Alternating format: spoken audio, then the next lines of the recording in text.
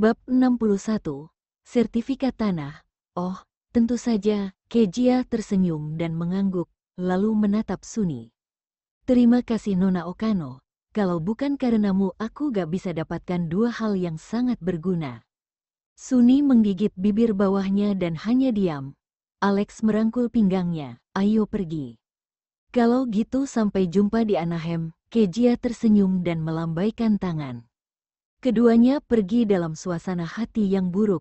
Hito menutup pintu dan berbalik, "Baby, kamu hebat banget. Terakhir kali kamu cuma minta satu hal dari Alex, yaitu Blue Heart. Tapi kali ini kamu ambil yang lebih besar," dan mereka berdua pergi dengan ekspresi muram, lucu banget.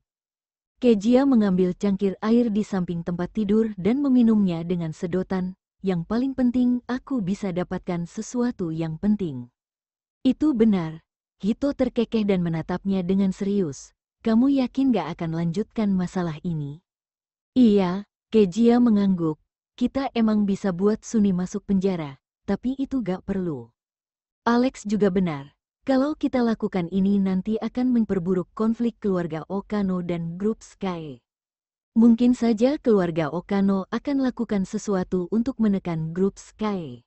Saat ini keadaan grup Sky sangat lemah dan tidak bisa melawan keluarga Okano. Karena itu dia tidak boleh berhadapan langsung dengan mereka."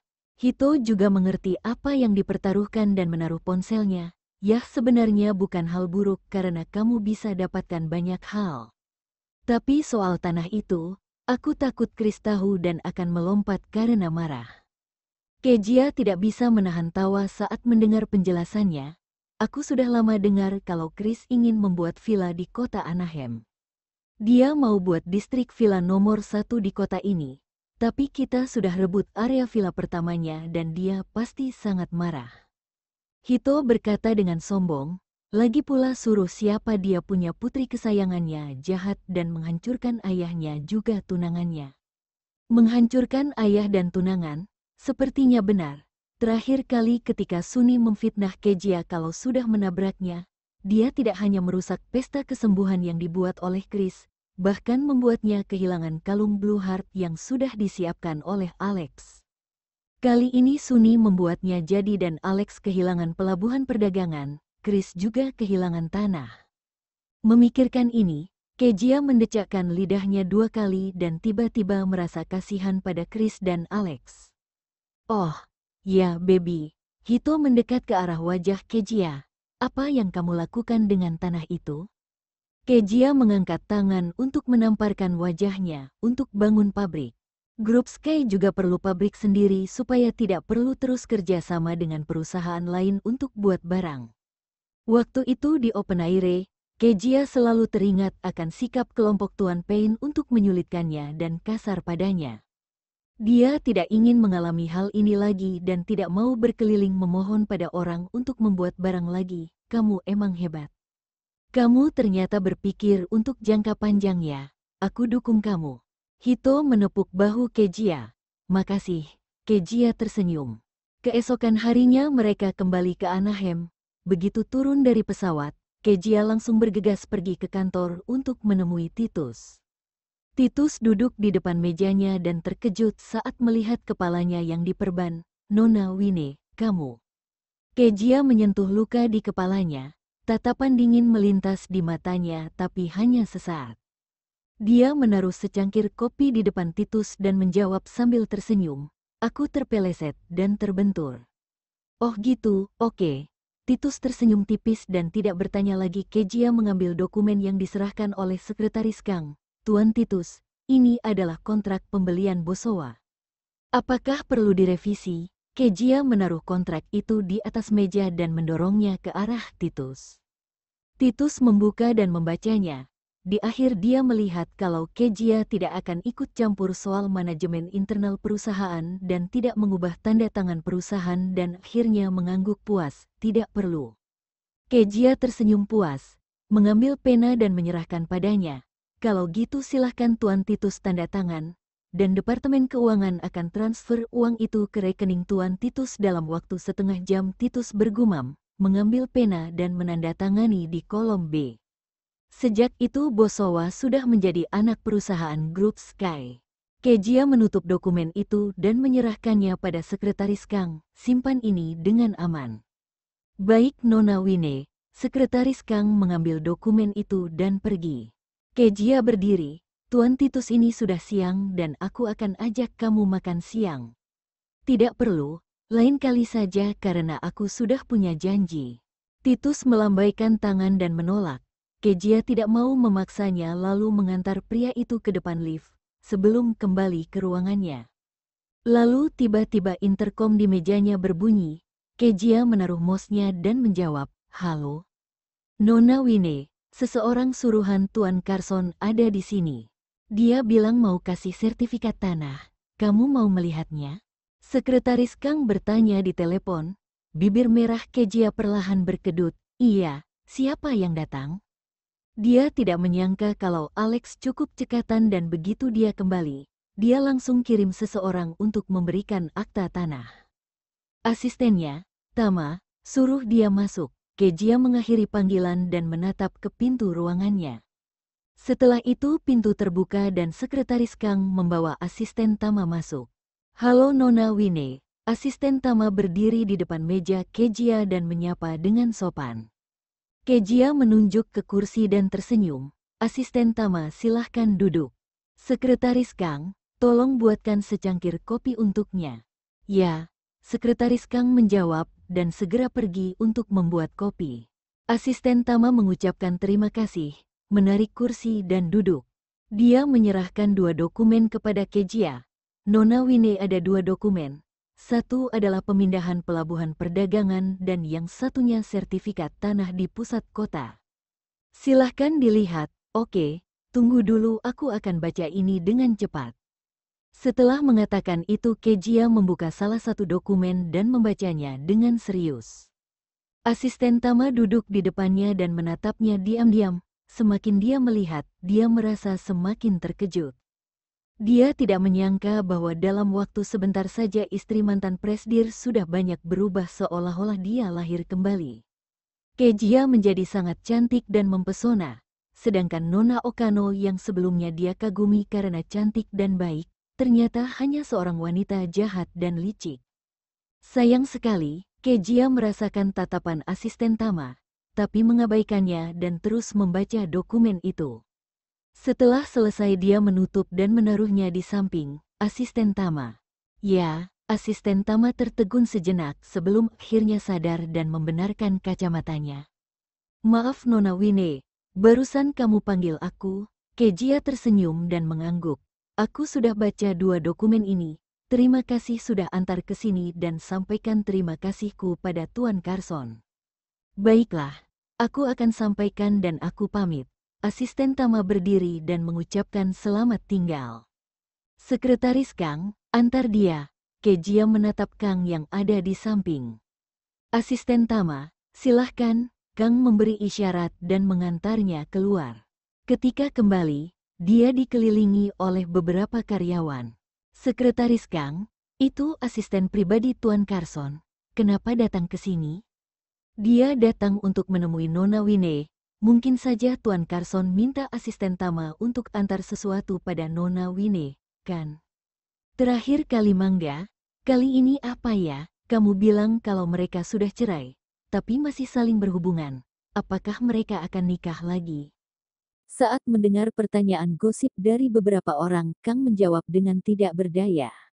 "Mana mungkin aku tahu. Sudahlah, jangan gosip soal bos. Cepat kembali kerja. Jangan sampai wakil presdir Wine keluar dan melihat kalian." Ketika semua orang mendengar ini, mereka segera berhenti bergosip dan kembali ke kubikel masing-masing. Kang kembali ke ruangan Kejia. "Nona Wine, aku sudah mengantarnya." Bab 62. Chris marah. Kejia berdiri di depan printer, membuat salinan surat transfer dan sertifikat tanah barusan, lalu menjawab, "Oke, kamu bisa kirim dokumen yang ada di atas meja." Ketika Hito datang, "Kasih tahu aku." "Oke." Sekretaris Kang menghampiri aku dan mengambil setumpuk dokumen di atas meja. Setelah Kejia membuat salinan, dia kembali ke tempat duduknya, memilah salinan itu dan menyiapkan dokumen asli untuk disimpan di brankas. Tiba-tiba dia teringat sesuatu dan kilatan tajam melintas di matanya. Dia mengambil foto akta kepemilikan yang asli, mempostingnya di Instagram dan menulis, "Terima kasih Tuan Carson untuk tanahnya." Kemudian dia sengaja menandai Alex dan grup Marriott. Dia yakin setelah melihat ini, Chris pasti akan marah. Ini salahnya jadi ayah yang gagal dan membesarkan anak seperti Sunny. Chris adalah ayahnya dan harus bertanggung jawab atas apa yang putrinya lakukan. Memikirkan ini, Kejia tersenyum tipis. Saat itu ponselnya tiba-tiba berdering. Kejia melihat kalau itu dari Jason dan langsung menjawabnya, "Halo Jason." "Halo Kak." Di telepon terdengar suara berat Jason, yang sangat menyenangkan untuk didengar. Kejia mendengar ini dan merasa telinganya sedikit gatal dan tidak bisa menahan geli di lehernya. "Kamu sudah selesai kerja makanya punya waktu telepon aku." "Belum, barusan aku abis pemotretan majalah dan lagi istirahat. Aku lihat Instagram dan gak sengaja lihat postinganmu." "Kak, apa maksudmu? Alex kasih kamu sebidang tanah?" Jason bertanya.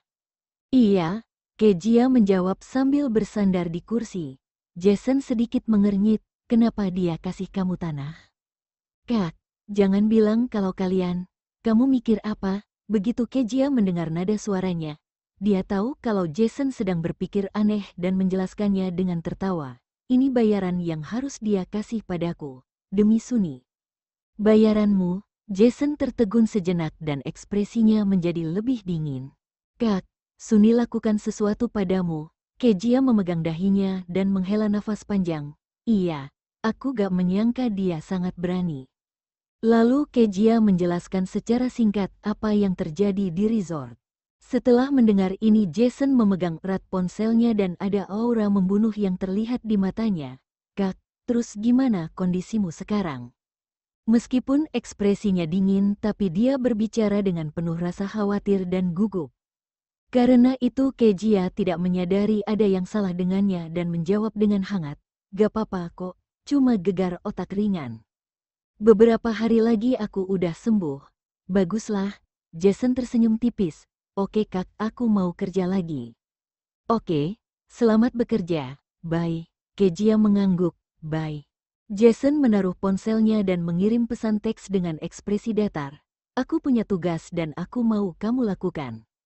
Orang di ujung sana menjawab dengan cepat. Jason melihat wajah tersenyum Kejia yang menjadi wallpaper ponselnya, menggosok layar ponselnya dengan ibu jari. Ekspresi hangat di wajahnya perlahan menghilang dan aura kemarahan terlihat di wajahnya. Dia pernah berada di dalam kegelapan dan akhirnya dia menemukan cahaya di dalam hidupnya.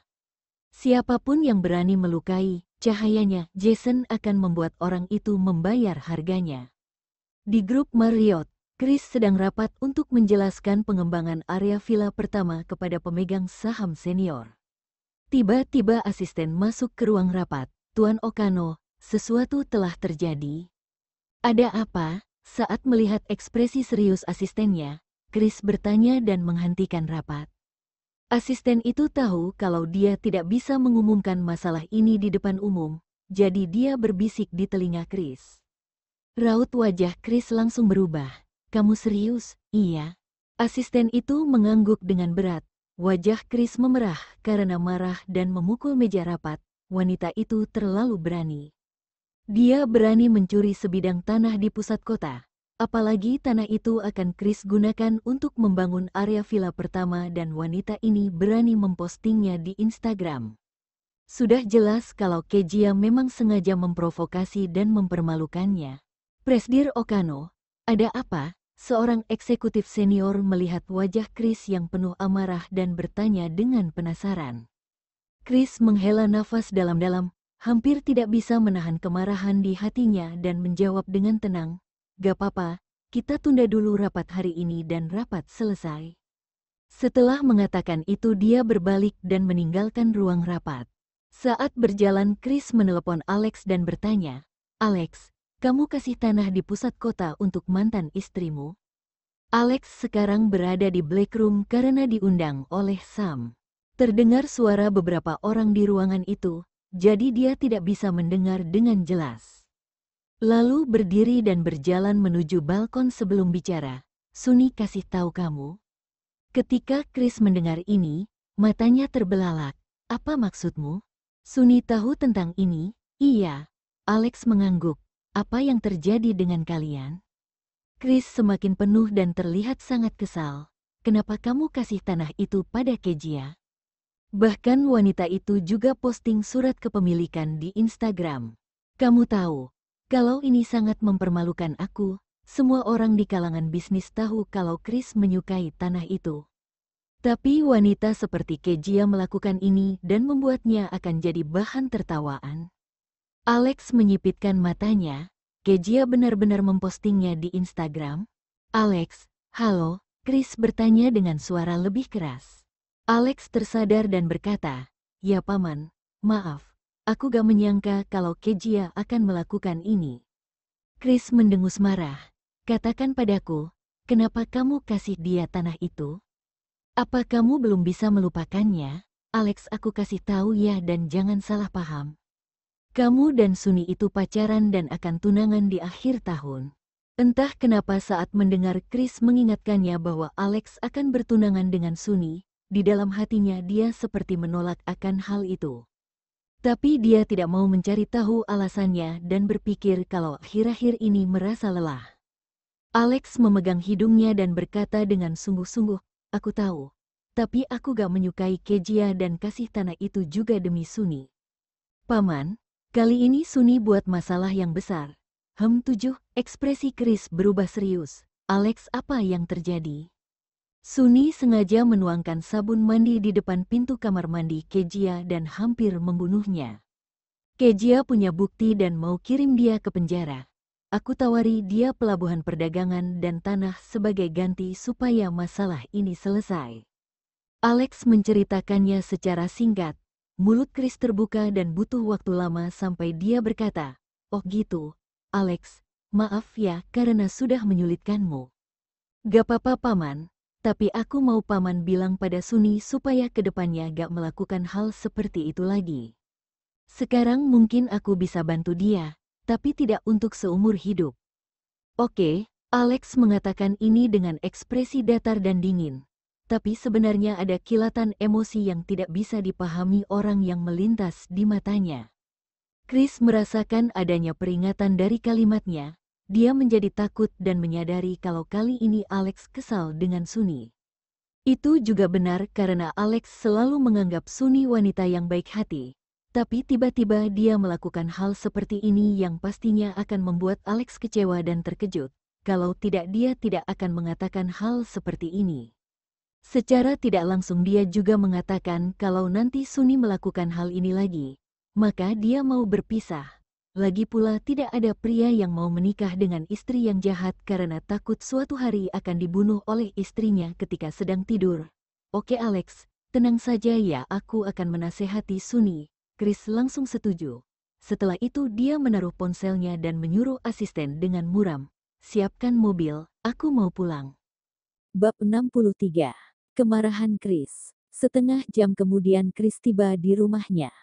Pelayan datang untuk menyambutnya dan Chris menyerahkan mantelnya di mana istriku dan Suni. Nyonya dan Nona ada di kamar. Kepala pelayan menjawab dan menerima mantelnya. Chris hanya mendengus dan berjalan menuju lantai atas. Di kamar lantai atas, Nara dan Suni sedang duduk di ujung tempat tidur sambil melihat album foto. Suni menunjuk dirinya di foto. Bu, kamu masih ingat foto ini? Nara membelai rambut panjang putrinya dengan penuh kasih sayang. Ingat dong, foto ini diambil waktu kamu umur 6 tahun. Aku ingat kamu lagi main petak umpet tapi aku gak bisa temukan kamu. Aku takut banget karena mengira kamu hilang. Tapi ternyata kamu sembunyi di loteng dan tertidur. Iya, setelah bangun dan turun aku lihat ibu lagi menangis. Bahkan kamu telepon polisi, kata Suni sambil mengenang masa lalu. Senyum di wajah Nara sedikit memudar dan ada kebencian di matanya. Mana mungkin dia tidak menangis dan menelepon polisi kalau tidak bisa menemukan anaknya. Karena dia berpikir kalau Sunny juga diculik oleh Marco Winnie. Tapi untungnya itu tidak benar-benar terjadi. Sunny membuka halaman berikutnya dan tiba-tiba ada sebuah foto yang sudah menguning jatuh ke lantai. Dia membungkuk untuk mengambil. Di foto itu ada seorang bayi yang baru berumur beberapa bulan sedang tersenyum. Bayi ini sangat lucu dan akan membuat orang langsung menyukainya. Tapi entah kenapa Sunny sama sekali tidak menyukainya, bahkan membenci bayi di foto itu.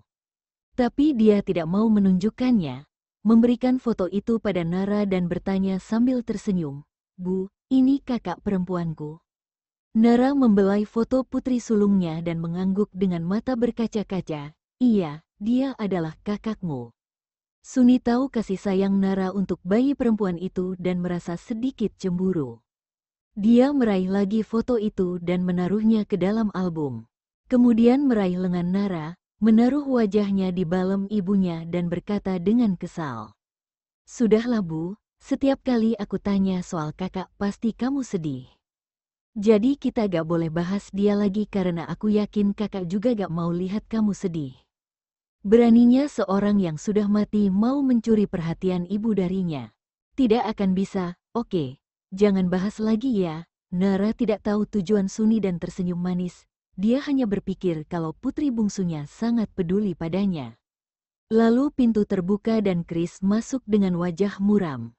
Sunny adalah orang pertama yang melihatnya, melepaskan ibunya dan melambaikan tangan, "Ayah." Tapi Chris hanya meliriknya acuh tak acuh dan mengabaikannya. Ekspresi Sunny membeku sesaat, lalu menggigit bibirnya dengan sedih. "Ayah, aku buat kesalahan?" "Iya, sayangku."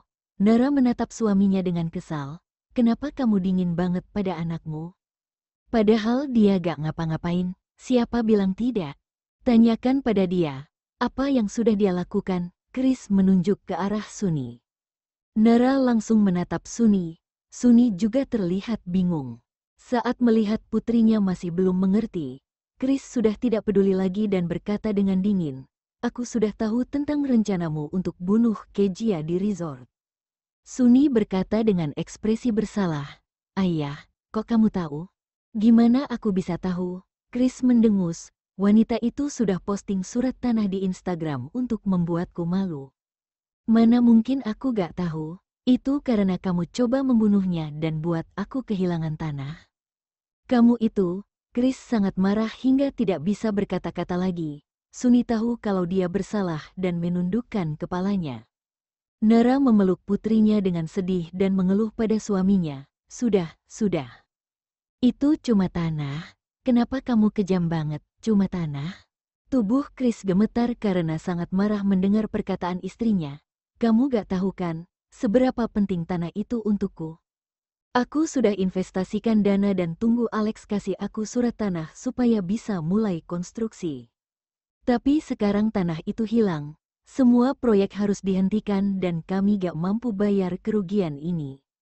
Dalam beberapa tahun terakhir secara bertahap kondisi grup Marriott menurun.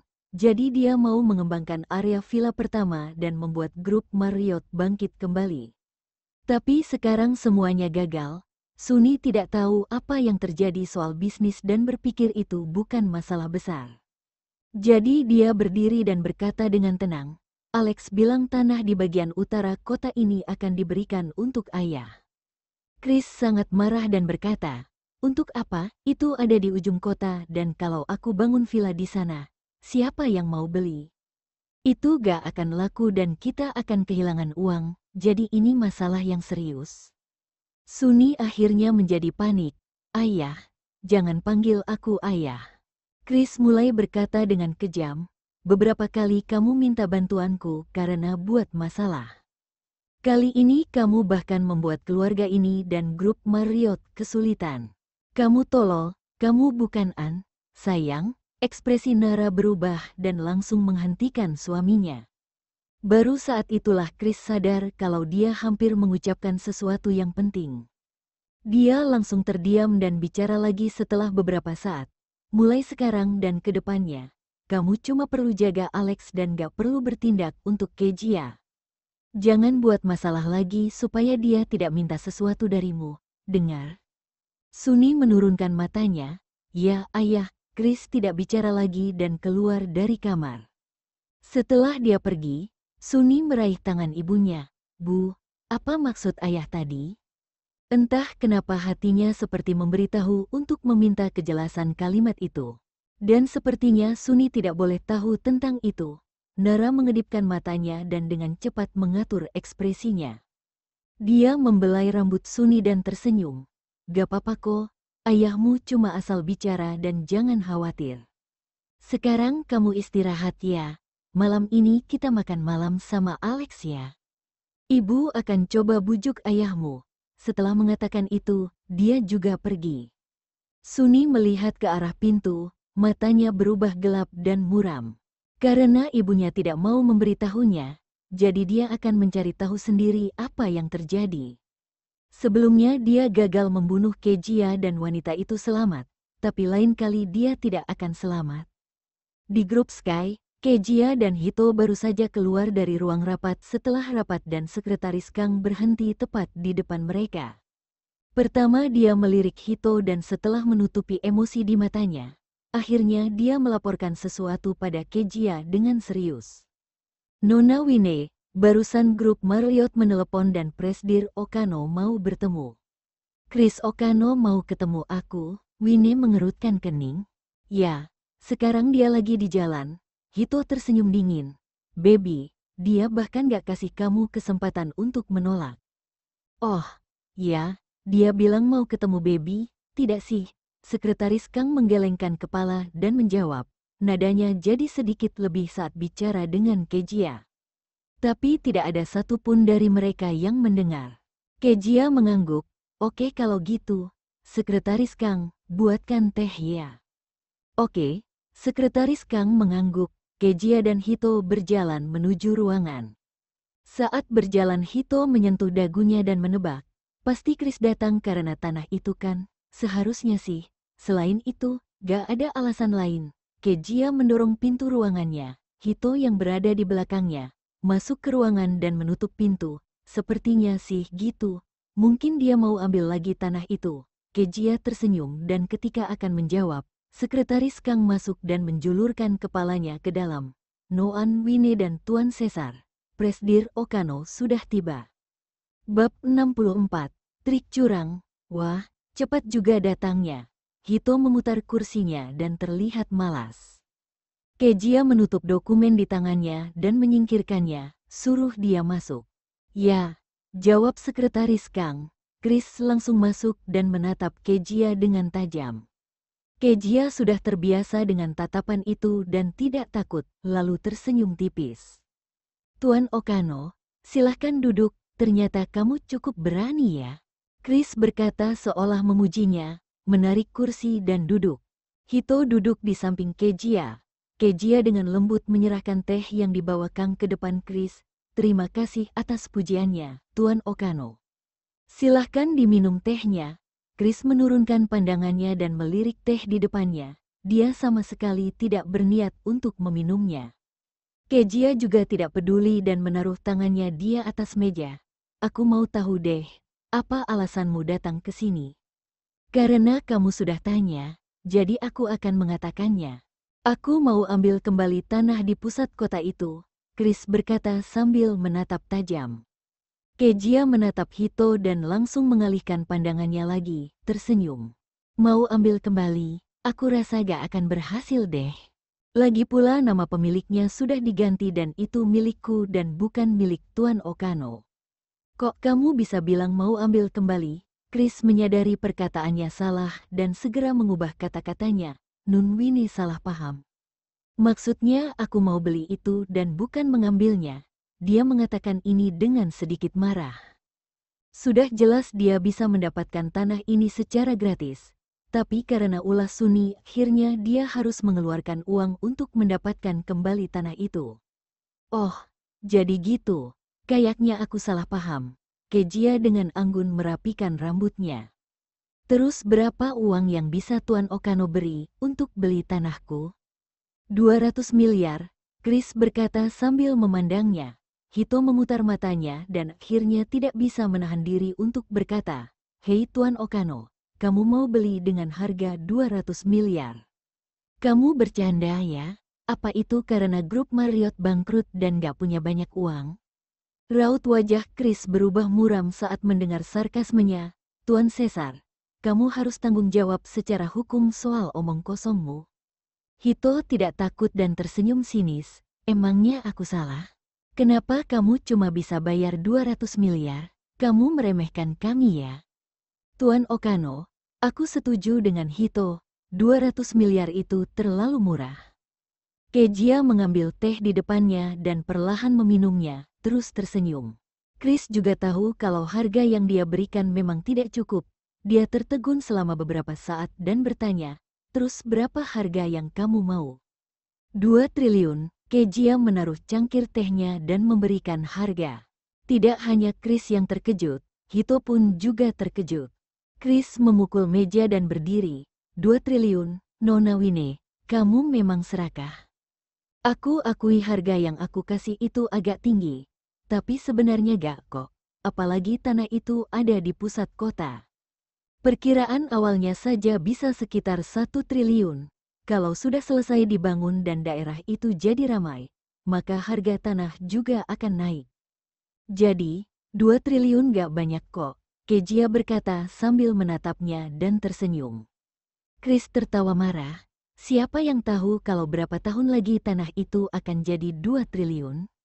Nona Wine, kamu minta aku beli seharga 2 triliun. Boleh jika aku pikir kamu emang gak mau jual tanah itu padaku. Kejia menggelengkan kepalanya. Gak kok, kalau Tuan Okano bisa kasih aku uang dengan harga itu, aku akan langsung beri sertifikat tanahnya padamu. Tapi kamu gak mau dan itu berarti aku akan pakai tanah itu untuk bangun pabrik. Kalau gitu aku mau lihat apakah pembangunan pabrikmu bisa dilakukan dengan lancar atau tidak. Chris mendengus dingin. Kejia menyipitkan matanya yang indah. Tuan Okano, kamu ancam kami. Chris tidak menjawab, berbalik dan pergi. Hito melihat ke pintu yang dibanding dan berkata, Baby, kamu gak sedang mempermainkannya, kan? Gak, Kejia meminum tehnya dengan tenang. Aku bilang fakta. Kalau dia kasih aku uang sebanyak itu, aku akan kasih tanah itu padanya. Tapi kalau dia gak bisa, aku juga gak bisa membantunya. Hito berpikir sejenak dan berkata, baru sebentar saja kamu sudah sangat pintar soal bisnis. Tanah senilai 2 triliun, kalau Chris tidak mampu beli maka Alex juga gak bisa. Bahkan sepertinya seluruh hartanya tidak sebanyak itu. Itu berarti aku akan pakai tanah itu untuk diriku sendiri. Kejia tersenyum, tiba-tiba ponselnya berdering. Kejia menaruh cangkir teh, melihat siapa yang meneleponnya dan mengerutkan kening. Halo.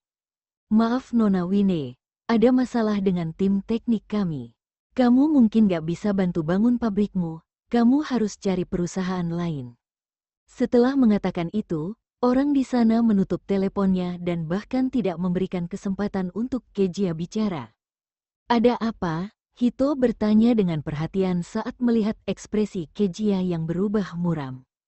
Kejia hendak bicara, tapi sebelum itu ponselnya berbunyi lagi dan kali ini perusahaan mesin yang menelepon. Halo, ini Nona Wine, ya. Kejia memegang ponselnya dengan erat dan sudah bisa menebak apa yang akan dikatakan pihak lain. Begini Nona Wine, pabrik mesin kami baru-baru ini terima proyek besar dari luar negeri. Sepertinya kami tidak bisa merakit mesin untukmu. Aku sangat menyesal dan maafkan aku. Setelah mengatakan ini, pihak lain langsung menutup telepon. Seolah-olah Kejia adalah orang yang berbahaya dan tidak boleh banyak bicara padanya. Baby, ada apa? Ekspresi Hito berubah muram dan merasa cemas. Kejia perlahan menaruh ponselnya dan raut wajahnya sangat dingin. Chris mau mencegah pembangunan pabrik lalu mengancam perusahaan teknik dan mesin yang kami temukan. Apa? Hito memukul meja dengan marah. Bajingan tua itu gak tahu malu dan berani pakai cara curang kayak gitu. Tidak, aku akan coba hubungi orang lain. Aku takut itu gak akan berguna. Chris bertekad menghentikan kita dan aku yakin dia juga akan mengancam yang lainnya juga. Kejia mengepalkan kedua tangannya. Hito terdiam sejenak, pokoknya kita tetap harus coba. Lalu dia melangkah ke samping dan mulai menelepon. Kejia yang lelah menggosok dahinya, lalu membuka akun WeChat dan memposting apa yang dia rasakan saat ini. Tepat ketika selesai memposting dan hendak menaruh telepon, tiba-tiba sebuah pesan muncul. Al, apa yang terjadi? Itu dia, jantung Kejia berdetak kencang dan tidak tahu apa yang salah dengannya. Ada perasaan rumit yang muncul di hatinya ketika melihat pesan dari Al. Tapi Kejia tidak mau terlalu memikirkannya, mengambil napas dalam-dalam dan mengetik, kenapa? Al, soal postinganmu. Kejia tiba-tiba menyadari kalau pria itu sudah melihat postingannya. Hatinya menghangat dan tersenyum tipis ketika menjawab, kamu khawatir soal aku? Alex mengerucutkan bibir tipisnya ketika melihat kalimat ini. Entah kenapa dia ingin bertanya setelah melihat postingan itu dan baru menyadari setelah mengirim pesan. Meskipun pesannya diunsend, tapi tetap saja pihak lain bisa melihat, jadi dia membiarkannya. Al, iya, Kejia, kamu beneran mau tahu apa yang terjadi padaku? Alex tertegun sejenak tapi tidak bisa mengatakan tidak. Kejia, kenapa gak jawab? Kejia tersenyum tipis dan entah mengapa dia sadar menganggap pria itu sebagai pendengar dan menceritakan tentang masalahnya dengan Chris melalui voice note. Bab 65. Mendekatinya, Alex mengerutkan kening setelah mendengar ini dan untuk pertama kalinya merasa sedikit lelah dengan tindakan Chris. Dia menggunakan trik curang untuk menekan Kejia karena tidak bisa membeli tanah itu. Tiba-tiba ponselnya bergetar lagi. Alex tersadar dan melihat layar ponselnya. Kejia mengiriminya pesan lain, terus apa yang harus aku lakukan? Di akhir kalimat, dia mengirim stiker seorang anak kecil yang menghela nafas dan memegangi pipinya, sangat lucu. Melihat stiker itu, entah kenapa Alex jadi membayangkan wajah Kejia. Mungkin saat ini dia seperti ini. Al, aku tidak tahu. Kejia merasa agak kecewa saat melihat jawabannya. Terakhir kali pria ini membantunya mencari cara supaya dia berhasil mendapatkan Bosowa. Tapi kali ini dia tidak bisa membantunya. Secara tidak sadar ternyata Kejia sudah menganggapnya sebagai penolong dan bertanya pada pria itu soal apa yang harus dilakukannya. Tapi sekarang Kejia sadar kalau dia salah. Kejia, ayo sadar. Kejia menepuk pipinya lalu mengangkat ponselnya dan mengetik, maaf, aku cuma iseng bertanya. Jangan khawatir, aku dan temanku akan cari cara, teman. Alex menyipitkan matanya dan bertanya, maksudmu pacar? Kejia meliriknya dan menjawab, ya, pria ini adalah teman Sam dan wajar kalau tahu Kejia punya pacar. Hanya saja mereka tidak tahu kalau Hito hanyalah pacar palsu. Entah kenapa Alex merasa kesal dan sangat marah saat melihat pengakuan Kejia. Dia menarik dasinya dan mengetik, berhasil membangun pabrik itu gak sulit kok. Hah, Kejia berdiri karena terkejut. Apa yang terjadi pada pria ini? Bukannya dia bilang tidak mungkin, tapi kenapa sekarang? Tanpa banyak berpikir Kejia langsung bertanya dengan voice note, apa yang harus aku lakukan? Saat mendengar nada putus asa dan memohon pada voice note itu, ekspresi Alex mulai menjadi lebih rileks dan perasaan kesal di hatinya mulai menghilang. Al, baru-baru ini pemerintah berencana untuk bangun museum budaya, untuk memamerkan kekayaan budaya terkenal di dunia dan memilih di Anaheim tapi belum menemukan lokasi yang pas. Kamu juga gak butuh lahan seluas itu untuk bangun pabrik, jadi kamu bisa kasih setengahnya ke pemerintah. Ketika Kejia mendengar ini, dia tersenyum senang. Ah ya betul, aku bisa bagi tanah itu jadi 2 untuk kasih ke pemerintah dan berikan mereka bebas sewa selama beberapa tahun. Jadi aku bisa minta bantuan pada mereka supaya tim teknik mau bantu bangun pabrik, iya kan? Ini berarti negara akan membantunya membuat pabrik ini dan meskipun Chris ingin membuat masalah, itu juga tergantung negara akan setuju atau tidak. Pada saat yang sama Kejia juga bisa minta pada pemerintah untuk bantu mengenalkan dengan teknik mesin, dia bisa mendapatkan 2 hal sekaligus. Senyum di wajah Kejia semakin lebar dan terlihat sangat bahagia. Terima kasih karena sekali lagi kamu udah bantu aku. Ya, Kejia berpikir sejenak dan bertanya, oh, ya aku sudah sering bicara denganmu tapi belum tahu namamu. Aku harus panggil kamu apa? Namun setelah mengirimkan pesan, pria itu tidak membalas. Kejia tahu kalau pria itu tidak mau menjawab, menghela nafas dan menutup ruang obrolan mereka. Hito masuk dari balkon setelah menelepon dan berkata dengan marah, "Baby, benar-benar deh. Bajingan tua Chris itu sudah telepon semua tim teknik dan pabrik mesin di kota ini supaya gak menerima kita. Apapun yang aku bilang gak berguna, aku kesal banget." Saat mendengar suaranya menjadi serak, Kejia berdiri dan menuangkan segelas air madu untuknya. "Jangan marah ya, aku udah tahu solusinya." "Apa solusinya?" Hito langsung bertanya, hanya memegang air madu itu dan tidak meminumnya. Kejia menjelaskan solusinya. Hito menepuk pahanya, "Wah, itu ide yang bagus. Baby, kok kamu bisa mikir gitu?" Kejia menggelengkan kepala. "Bukan aku, tapi temanku." "Teman?" Hito menatapnya dengan curiga. "Apa dia juga yang kasih ide supaya kamu beli Bosowa?" "Iya." Kejia mengangguk. Hito menaruh gelasnya, "Baby cerita yang jujur. Siapa pria itu? Apa hubungannya denganmu? Kenapa dia mau bantu kamu 2 kali?" Menghadapi pertanyaan itu, Kejia menunduk dan tidak tahu bagaimana akan menjawab. Lagi pula yang terjadi malam itu hanya kecelakaan dan Kejia tidak tahu apa yang terjadi. "Kamu kenapa jadi banyak tanya? Udah minum aja. Kita langsung temui pemerintah setelah kamu minum." Kejia mengubah topik pembicaraan. Hito tahu kalau dia tidak mau membahas masalah ini dan tidak akan memaksanya. Lalu berkata, Oke, jangan terburu-buru." Setelah mengobrol sebentar mereka pergi dari kantor grup Sky. Di sisi lain, di ruangan klub Black Room, setelah Sam selesai bernyanyi, dia melihat Alex duduk di sudut yang gelap, jadi dia berjalan menghampirinya sambil membawa 2 gelas wine. "Lagi ngapain? Dari tadi kamu terus melihat ponsel. Padahal aku ajak kamu keluar untuk bersantai, tapi kamu malah sibuk dengan pekerjaanmu." Sam berbicara sambil menyerahkan segelas wine. Alex mengambil gelas itu dan meminumnya. "Aku gak lagi sibuk dengan pekerjaan." "Terus ngapain?" Sam duduk, melihat ponselnya dan mulutnya menganga karena terkejut. "Bukannya ini mantan istrimu, kamu chat sama dia?" Sam menatapnya dengan tidak percaya. Alex tetap tenang dan menjawab dengan acuh tak acuh, "Dia gak tahu kalau ini aku." "Jadi kamu sengaja sembunyikan identitasmu untuk mendekatinya dan menghubunginya?" Sam menatapnya dengan bingung. Alex menoleh, meliriknya dengan dingin, "Gak. Kalau gitu, berarti kalian..." "Sudahlah." Alex memegang dahinya dan memotong perkataannya dengan kesal. "Aku ingat kamu punya sepupu di pemerintahan, kan?" "Iya." "Kamu mau ngapain?" "Mungkin Kejia akan pergi ke sana untuk membahas soal tim teknik."